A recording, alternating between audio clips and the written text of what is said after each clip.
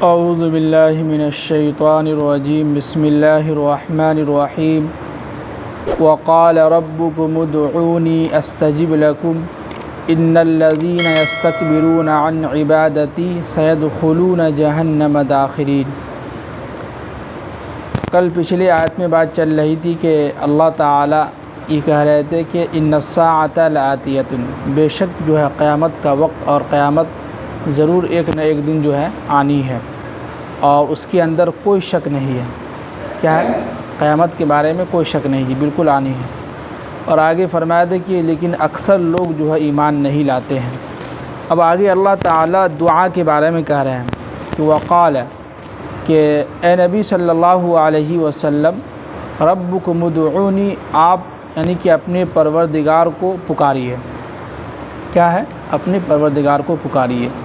استجب لکم، آپ کی دعا قبول ہوگی، تمہاری دعا جو ہے کیا ہے؟ سنی جائے گی، قبول ہوگی۔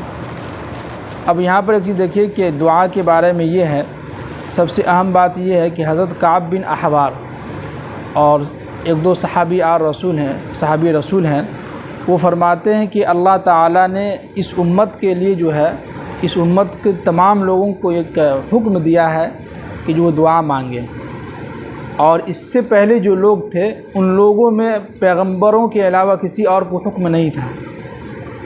یعنی اللہ کے نبی کے آنے سے پہلے جتنے بھی پیغمبر گزرے ہیں نبی، صرف ان لوگوں کو ہی حکم تھا، تمام نبیوں کو حکم تھا کہ وہ صرف وہی دعا کریں گے۔ باقی اور جو لوگ تھے وہ دعا نہیں کرتے تھے، ان کو حکم نہیں ملا تھا۔ لیکن اللہ تعالیٰ نے امت محمدیہ کو ایک خاص جو ہے انعام سے نوازا ہے، وہ یہ کہ تمام امت کے لوگ، تمام لوگ جو ہے، چاہے وہ غیر مذاہب کا ہو، کسی بھی مذہب سے تعلق رکھتا ہو، ہر ایک انسان کی دعا قبول ہوگی اور اللہ تعالیٰ سنتے ہیں اس کی دعا۔ تو یہ اللہ کے نبی صلی اللہ علیہ وسلم کے آنے کے بعد جو ہے ایک اعزاز ہم لوگوں کو ملا ہے۔ باقی پہلے کے جو لوگ تھے وہ لوگ دعا نہیں مانگتے تھے، صرف پیغمبر دعا کرتے تھے۔ لوگ آ کے کہتے تھے کہ آپ نبی ہیں، اب ہمارے لیے دعا کر دیجیے، تو پیغمبر دعا کرتے تھے تو ٹھیک ہو جاتی تھی۔ پیغمبروں کے علاوہ اور کوئی دعا نہیں کرتا تھا، نہ اللہ نے حکم دیا تھا ان لوگوں کو۔ لیکن جب ہمارے نبی آئے تو تمام امت کو، تمام صحابہ کو حکم دیا کہ وہ سب کے سب دعا مانگے، یہ ہے۔ اور دوسری حدیث یہ ہے کہ اللہ کے نبی صلی اللہ علیہ وسلم نے ارشاد فرمایا کہ دعا جو ہے عبادت کا مغز ہے۔ کیا ہے؟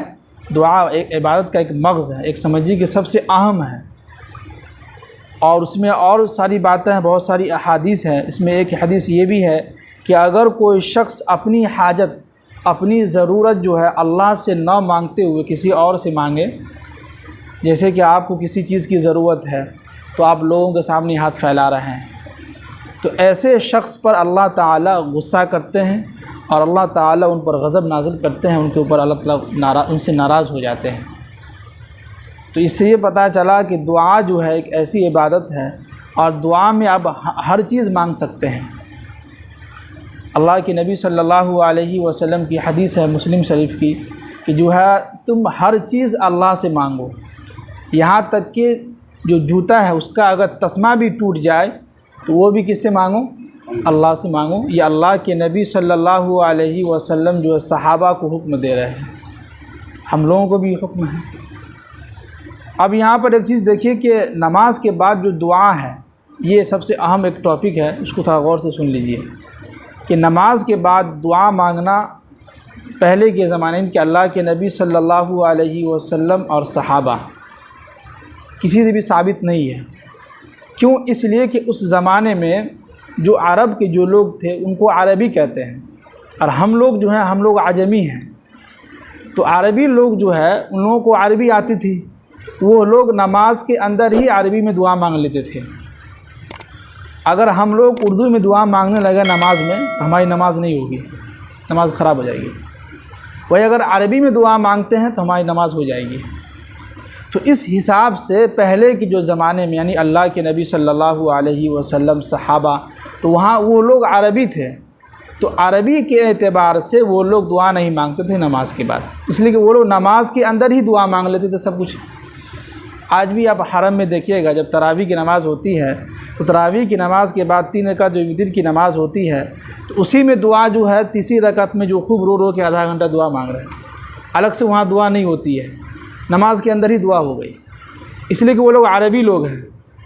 اب رہا مسئلہ کہ اللہ کے نبی کے بعد، صحابہ کے بعد تابعین، تابعین کا زمانہ آیا، اب ہم لوگ ہندوستان کے لوگ ہیں، پاکستان ہے، بنگلہ دیش ہے، اور بھی ممالک ہیں، یہ سارے لوگ جو عجمی کہلاتے ہیں، ان لوگوں کو عربی نہیں آتی۔ اب جیسے ہم میں سے کتنے ایسے لوگ جن کو عربی دعا یاد ہوگی؟ کسی کو بھی نہیں ہوگی۔ اب آپ کہیے کہ بھائی اللہ کے نبی جو ہے دعا نہیں مانگتے تھے، تو ہم نماز میں ہی دعا مانگیں گے اردو میں، تو آپ کی نماز ٹوٹ جائے گی۔ اردو میں آپ دعا نہیں مانگ سکتے ہیں، کچھ بول بھی نہیں سکتے ہیں اردو میں آپ۔ تو اس لیے اب جو کہنا جا رہا ہے اس کو سنیے کہ تمام علماء کرام جو ہے سب بیٹھ کے اس پہ اتفاق ہوئے ہیں، سب نے کہا ہے کہ جو ہے دعا کی نماز کے بعد دعا مانگنا احسن ہے، اچھا طریقہ ہے، دعا مانگ سکتے ہیں، یہ بدعت نہیں ہے۔ کیا ہے؟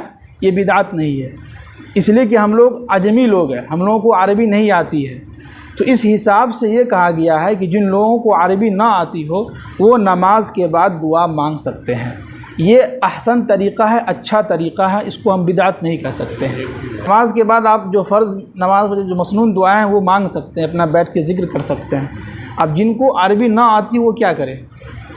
یہ بھی تو اس لیے ہم پہلے کہا ہے کہ جو عربی لوگ تھے وہ عربی میں دعا مانگتے تھے، اور ہم لوگ عجمی لوگ ہیں، ہم لوگوں کو اکثر لوگوں کو عربی نہیں آتی ہے، تب کہاں سے ہم لوگ عربی میں دعا مانگنے جائیں؟ اس لیے تمام علماء کرام، جمہور جو علماء کرام ہوتے سب نے یہی کہا ہے کہ ہر فرض نماز کے بعد دعا اگر کوئی مانگنا چاہے تو مانگ سکتا ہے، یہ اچھا طریقہ ہے، اس کو بدعت نہیں کہہ سکتے ہیں۔ ہاں لیکن اس کو فرض سمجھنا، ضروری سمجھنا کہ نہیں فرض نماز کے بعد دعا مانگنا ضروری ہے، یہ غلط ہو جائے گا، یہ صحیح نہیں ہوگا۔ آپ مانگیے، آپ کا دل کر رہا ہے تو فرض نماز کے بعد دعا قبول ہوتی ہے، اللہ کے نبی نے کہا ہے، تو آپ مانگیے، اپنی اردو زبان میں مانگ سکتے ہیں۔ تو یہ ہے۔ اب آگے کہہ رہے ہیں کہ ان الذین یستکبرون عن عبادتی، یاد رکھو جو لوگ میری عبادت سے منہ کو پھیرتے ہیں تو سیدخلون جہنم داخرین، تو ہم ان کو عنقریب جہنم کے اندر جو ہے ذلیل و خوار ہو کر داخل کر دیں گے، ڈھکیل دیں گے۔ اب یہاں پر سمجھیے گا کہ کچھ لوگ ایسے ہوتے ہیں جو تکبر میں، گھمنڈ میں کیا کرتے ہیں، کون دعا مانگنے کی، خالی دعائیں مانگیں، کیا ہے صرف خالی دعا مانگتے رہیں۔ یہ آپ تکبر کی بنا پر، گھمنڈ کی بنا پر اگر کر رہے ہیں تو اللہ تعالیٰ کہہ رہے ہیں کہ سیدخلون، ان قریب ان کو ہم جہنم کے اندر داخل کر دیں گے ذلیل رسوا کر کے۔ اب یہاں پر یہ کہتے ہیں علماء کرام، اس آیت کے تعلق سے کہا گیا ہے کہ ہر ایک انسان کو کہ کوئی بھی ضرورت ہو، جب بھی کبھی اجتماعی دعا ہو تو کوشش یہ کرے کہ دعا مانگ لے، ہاتھ اٹھا لے اللہ کے سامنے۔ اور ایک چیز دیکھیے کہ اللہ تعالیٰ کو وہی بندہ سب سے زیادہ پسند آتا ہے جو اللہ سے مانگتا ہے۔ جو بندہ اللہ سے خوب زیادہ مانگتا ہے، اللہ تعالیٰ انہی سے محبت بھی کرتا ہے، ان کو پسند بھی کرتا ہے۔ اور اللہ تعالیٰ کو بہت پسند آتا ہے جو بندہ ہمیشہ مانگتے رہتا ہے، دعا کرتے رہتا ہے۔ اس لیے ہم لوگوں کو کبھی بھی دعا کے لیے کہا جائے یا آپ خود دعا کریں تو کوشش یہ کریں کہ دعا ہم لوگ کیا ہے، ہاتھ اٹھا کے مانگ لیں۔ تکبر اس میں نہیں ہونا چاہیے، بلکہ اللہ کے سامنے ہاتھ پھیلاتے ہیں تو سمجھیے کہ اللہ تعالیٰ بھی خوش ہوتا ہے اور اللہ تعالیٰ ہمیں دیتا بھی ہے۔ اب یہاں پر ایک چیز اور دیکھیے کہ دعا، اللہ کے نبی صلی اللہ علیہ وسلم نے ارشاد فرمایا، دعا سے جو ہے کبھی جو ہے عاجز مت ہو، بلکہ دعا کے ساتھ اس کی بھلائی بھی ہوتی رہتی ہے۔ کیا مطلب کہ ایک انسان ہے ہمیشہ دعا مانگ رہا ہے اور اس کی دعا قبول نہیں ہو رہی ہے، پتہ دو کیا دعا مانگا، دعا قبول ہی نہیں ہوتی ہے، کیا فائدہ دعا مانگ کے۔ اب وہ غصہ میں آ کے سب کچھ جو ہے اٹھا کے بیٹھ گیا۔ اب یہاں پر اللہ کے نبی کی حدیث ہے، حضرت ابو سعید خدری رضی اللہ تعالیٰ عنہ، وہ فرماتے ہیں کہ اللہ کے نبی صلی اللہ علیہ وسلم نے ارشاد فرمایا، جب کوئی بندہ دعا کرتا ہے تو اس کی دعا قبول ہوتی ہے 3 چیزوں کے حساب سے۔ سب سے پہلا یہ کہ آپ نے جو چیز مانگا ہے وہ چیز اللہ تعالیٰ آپ کو دے دیتا ہے، ٹھیک۔ دوسرا یہ کہ جو چیز آپ نے دعا مانگی ہے، جس چیز کا آپ نے اللہ سے مانگا، طلب کیا ہے، تو اس کے بدلے میں اللہ تعالیٰ کبھی کبھی ایسا ہوتا ہے کہ آخرت میں اس کا ثواب آپ کو دیں گے، دنیا میں نہیں دیں گے۔ اور تیسرا یہ ہوتا ہے کہ جو چیز آپ اللہ سے مانگ رہے ہیں تو اس کے بدلے میں آپ کے اوپر کوئی مصیبت جو آنے والی ہوتی ہے، اس دعا کی وجہ سے آپ کے اوپر جو مصیبت جو آنے والی ہوتی ہے وہ ختم ہو جاتی ہے۔ تو پتہ کیا چلا کہ ہماری دعا کیا ہے، قبول ہوتی ہے۔ بس یہ ہے کہ کبھی کبھی جو ہے جو چیز ہمارے لیے بہتر نہیں ہوتا ہے تو اللہ تعالیٰ اس کے بدلے میں کوئی اور چیز دے دیتا ہے۔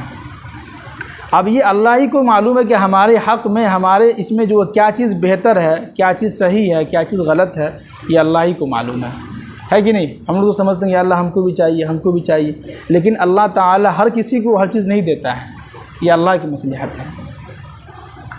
اب آگے کہہ رہے ہیں کہ اللہ الذی جعل لکم اللیل، وہی اللہ ہے جس نے تمہارے لیے رات بنایا۔ کیا بنایا؟ رات بنایا، کہ لتسکنوا فیہا، جس میں تم جو ہے سکون اور آرام حاصل کرو۔ تو ہم لوگ رات میں سوتے ہیں، سب لوگ سکون حاصل کر رہے ہیں، نیند پوری کر رہے ہیں۔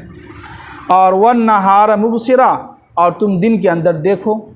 تو دن کے اندر ہم سب لوگ جو صبح میں اٹھتے ہیں تو سارے کے سارے لوگ کام پہ نکلتے ہیں، گھومتے ہیں پھرتے ہیں، اپنا کہیں بھی چلے گا، روزی کی تلاش میں نکل گئے۔